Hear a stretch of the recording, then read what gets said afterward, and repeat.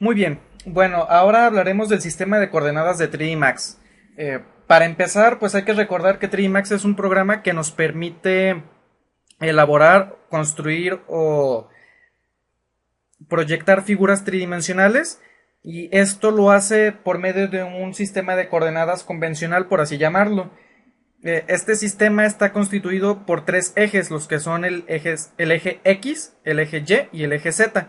El eje Z es el que nos corresponde a nuestros movimientos de profundidad.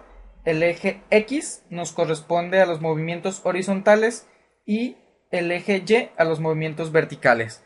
Bueno, para poder comenzar a desplazarnos dentro de nuestro espacio o nuestro plano de trabajo en 3D Max, vamos a seleccionar de nuestras herramientas la opción Select and Move, dando clic izquierdo sobre el icono con una forma de cruz, y luego seleccionaremos nuestra figura que deseamos mover. Muy bien, aquí al seleccionarlo podemos apreciar que se activa el gizmo de movimiento o de coordenadas. Este gizmo cambia su visualización de acuerdo al viewport en el que estemos trabajando.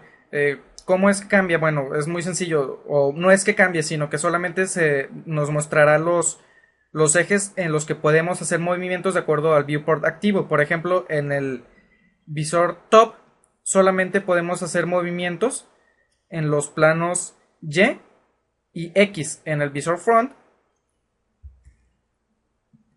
perdón, en el visor front solamente los movimientos serán dentro de Y y X, y en el visor left los movimientos únicamente serán dentro de los ejes Y y X. Bueno, en lo que respecta a la perspectiva, en este podemos seleccionar cualquiera de estos ejes de manera arbitraria para trabajar directamente con ellos. Nuestro gizmo podemos apreciar que se iluminan de distintas maneras, dependiendo nosotros dónde coloquemos nuestro mouse. Cuando se iluminan una sección amarilla con un cuadrado, a esto se le conoce como asa o cuadrante de agarre, ya que es el que nos va a permitir mover directamente en dos ejes a la vez nuestra figura por el espacio. Esta sería una forma de trabajarlo. La otra sería seleccionando solamente el eje en el que se va a desplazar. Por ejemplo, en el eje X podemos apreciar que aunque yo mueva, por ejemplo, si yo moviera el cursor sin soltarlo, a la izquierda va a moverse hacia atrás y a la derecha va a moverse hacia el frente. Y si yo subo, va a moverse hacia atrás, bajo va a moverse hacia el frente. Lo cual no sucedería si yo tomara los dos ejes. Aquí podemos moverlo directamente en el espacio hacia donde yo lo esté desplazando con el mouse. Otra forma de trabajar con las coordenadas es yéndonos nuevamente al icono de Select and Move y dando clic con el botón derecho del mouse.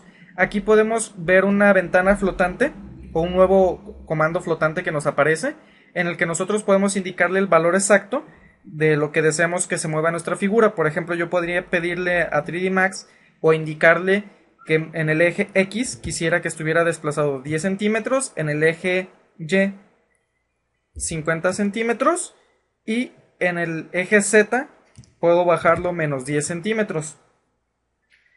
Esto lo podemos cerrar, y tenemos otra opción para trabajarlo. En la parte inferior de 3D Max central también se nos muestran los valores de lo que son nuestros ejes X, Y y Z de posicionamiento de nuestra figura.